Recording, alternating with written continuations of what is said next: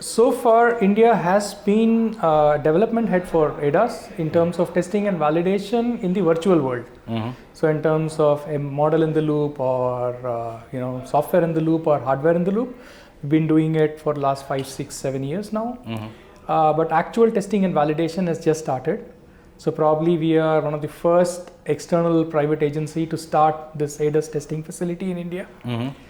And yeah, so more or less it's just starting, let's say. I mean, like it's let's say the technology is there now, so people are putting it in their cars. So you need to test and validate it, but there are still no regulations coming in from the government. They're still discussing it.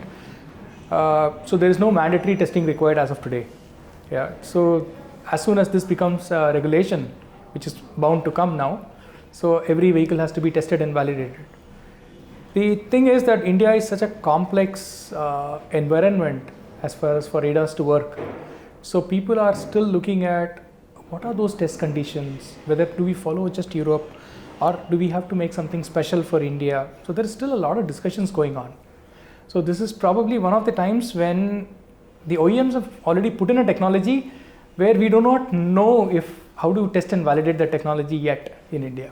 I am trying to do at this point of time, or what my customer is asking me to do, is to go along with what is being done probably in Europe or in some other countries. Let's say we typically follow Europe. So Euro NCAP is something that we follow.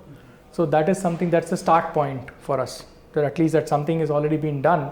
So we follow that, and then we probably will modify that to suit our Indian conditions. Only looking at ADAS, somewhere between 10 and 20 crores today. But over a period of time, including my Telangana project, we'll be investing about 200 crores in the next 3 years, only for ADAS testing and validation, including the proving ground and all that. ADAS, EV, and we are already doing structural testing, vehicle dynamics. So we are opening a vehicle benchmark laboratory, because we see that as ADAS and autonomous vehicle or electric vehicles are coming in, there are a lot of demand for vehicles from abroad to be brought in and benchmarked. So which means that I'll have to do a complete tear down, make all the measurement analysis and give it. So we are opening a tear down lab. So yeah, for testing, I think it's a good future. I mean, as these are all new technologies. We are going towards software defined vehicle probably in 10-15 years time, but then we are already started developing it for other countries. So test vehicles are available today. So anyway, these has to be tested, even if you want to sell it to a European customer or to some other customer. So we offer similar testing facilities in India. So India will become one of the hubs for this kind of a testing and validation of future technology. We are opening up a lab for that. This will be part of the Telangana project that we are doing for EV and ADAS. So we have a collaboration there with TUV Rhineland, and the specifications as we speak are being worked out. And penetration testing, also different other tests, including high voltage short circuit. In a battery, there are a number of tests.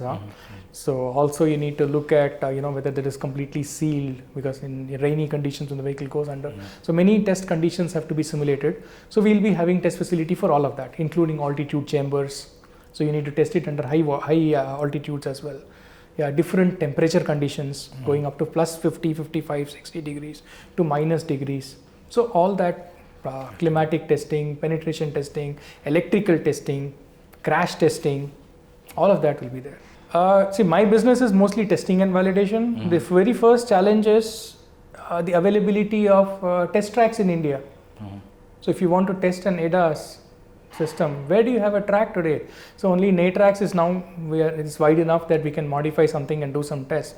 So we do not have enough test facilities. So that's why we are going to be investing a large amount of money to create this test facility. I heard that ARA is planning one near somewhere in Pune, around that area. So there will be some ADAS test tracks coming up in the next 2 to 3 years time. So that is one of the key challenges today when it comes to ADAS. And when it comes to EV, probably again, there are very few labs in India where you can actually do this kind of development testing. Especially, I do not know if I can quote it here, when it comes to a battery. So that most of it is currently imported, the cells are imported and we are assembling it. So I do not know if each one of them has this kind of a sophisticated laboratory to do completely thermal testing and stuff like that. So people go for testing and homologation to ARAI or ICAT, just a couple of labs to get them validated. But very detailed testing, I'm not so sure that it's a development process in India yet. It's more of getting it quickly certified so that you can supply it more to the companies, right? So that's what is presently happening. So I think this I see as a challenge that people have to probably invest more on test facilities. So I'm going to provide that test facility to see if they use it. Yes, I do not know whether I seek this support from the government or not, because I am a private agency, and we go in the collaborative approach. So that is why we have now tied up with the government. So I have tied up with NATRAX. So there is a laboratory there. I have MOUs in place with ICAT as well. So we set up facilities there as well now. So then my new ADAS test facility is in NATRAX. So it's more of a collaborative approach with them. But the state governments themselves are offering a lot of incentives today, especially if you look at Telangana government or Tamil Nadu government here.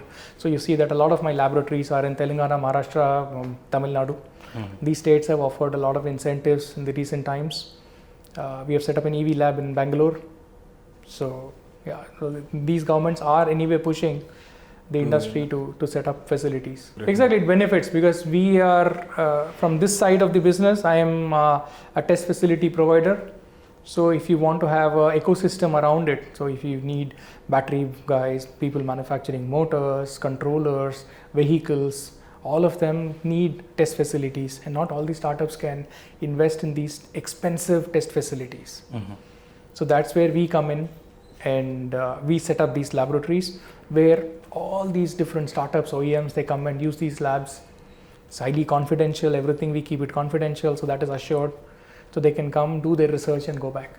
No, I mean in testing you just make sure that we don't keep any data of the customer anyways, and when the testing is going on for one customer, nobody else is allowed inside that laboratory. So each lab has got clear demarcation where only people who are allowed to go in by the customer goes in. See, I'm looking forward to look at how India is. Yeah.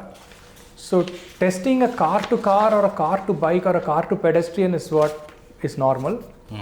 But what about car to cow? Car to auto rickshaw, car to e-rickshaw.